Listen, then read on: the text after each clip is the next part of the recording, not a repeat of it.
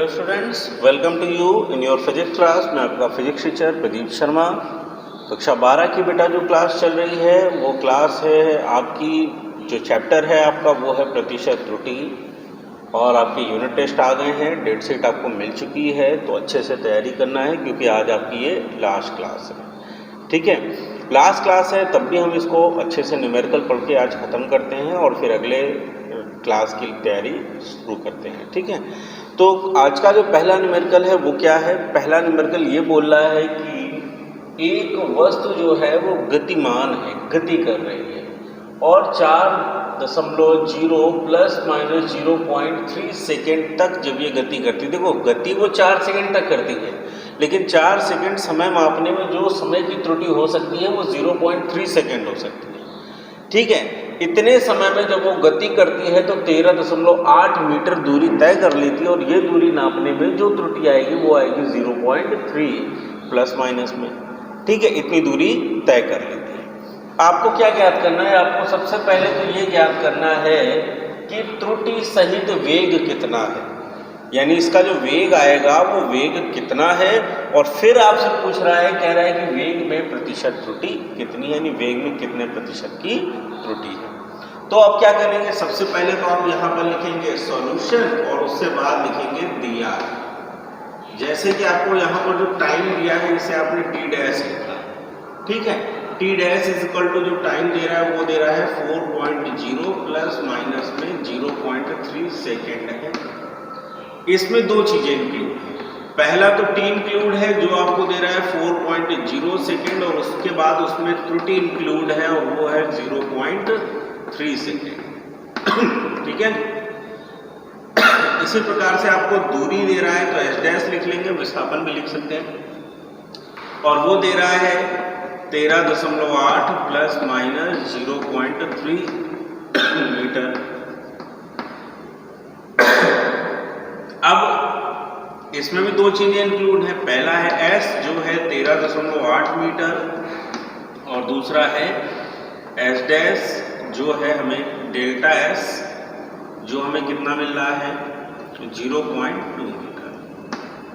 पहले नंबर पे आपको याद करना है V का मान, ठीक है, V डैश लिख सकते हैं, और दूसरे में आपको याद करना है delta V by V into 100। ठीक है, काम करने के बहुत सारे तरीके होते हैं, इसके भी बहुत सारे तरीके हैं। कुछ तरीके मैं आपको पढ़ा भी चुका हूँ, शायद उनका रिवीजन हो रहा हो तो आप तब भी आप अच्छे से समझेंगे।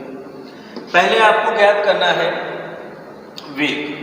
ठीक है, तो वेग आपको प्रॉपर जो है वो त्रुटि सहित ज्ञात करना है। तो आपको ये पता होना चाहिए पहले वेग क्या है। प्रॉपर वेलोसिटी फाइंड करने के लिए आप क्या फाइंड करोगे? यहाँ से कंसीडर कर लोगे कि ये आपको जो ज्ञात करना है वो V डैश।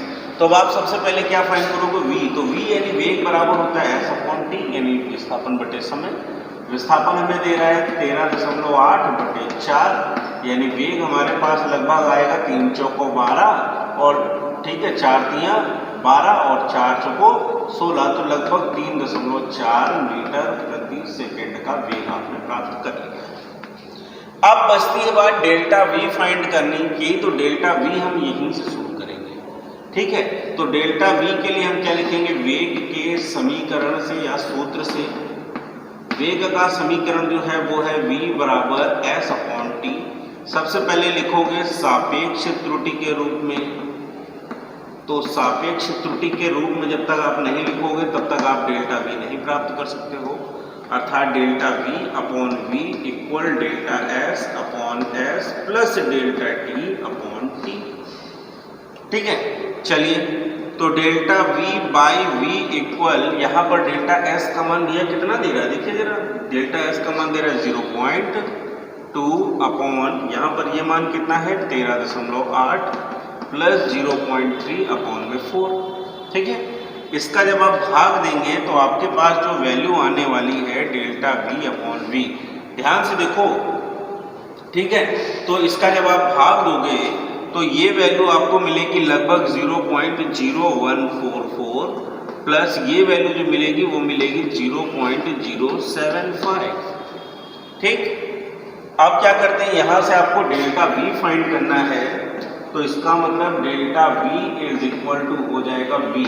ठीक है, 0.0144 इंटू में प्लस में कितना आएगा 0.075, इसको ऐड कर लेंगे और ऐड करके जब आप यहाँ पर 3.4 का मल्टीप्लाई करेंगे तो ये वैल्यू आपके पास होने वाली है, पूरी कैलकुलेटेड वैल्यू है मेरे पास, तो मैं आपको बताऊंगा लगभग ये वैल्यू होगी 0.303। ध्यान से देखो 0.303।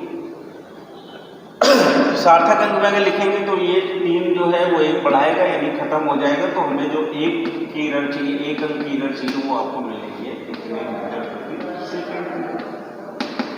ठीक, आपने v फाइंड कर लिया है, ये लिखा है v डैश फाइंड कर लिया है, तो वेग का त्रुटि सहित मान, यानी क्या लिखेंगे त्रुटि सहित वेग। अगर त्रुटि सहित वेग का समीकरण आप प्राप्त करेंगे तो v dash is equal to क्या आएगा v plus minus delta v, यही तो होता है। चलिए तो v डैश बराबर ये था 3.4 और प्लस माइनस में 0.3 मीटर प्रति सेकेंड।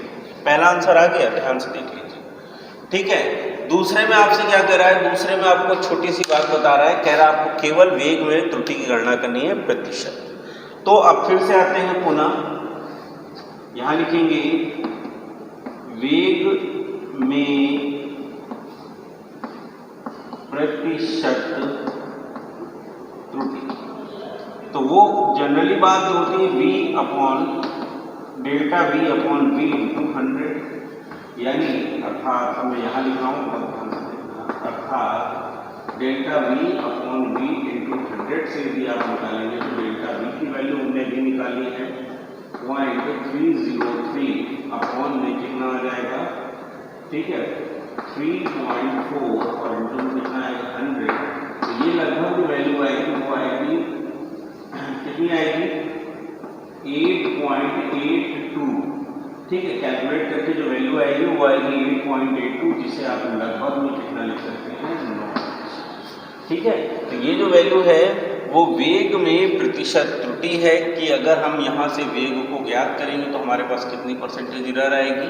ठीक है, इस क्वेश्चन में हर चीज अलग अलग मैंने फैक्टर कर करके आपको बताई है, ताकि आपको आगे के और भी कोई त्रुटि के जो क्वेश्चंस हैं अगर नहीं आ रहे हैं तो आप इसे आप करके सॉल्व करिए। ठीक है, कॉपी कीजिए।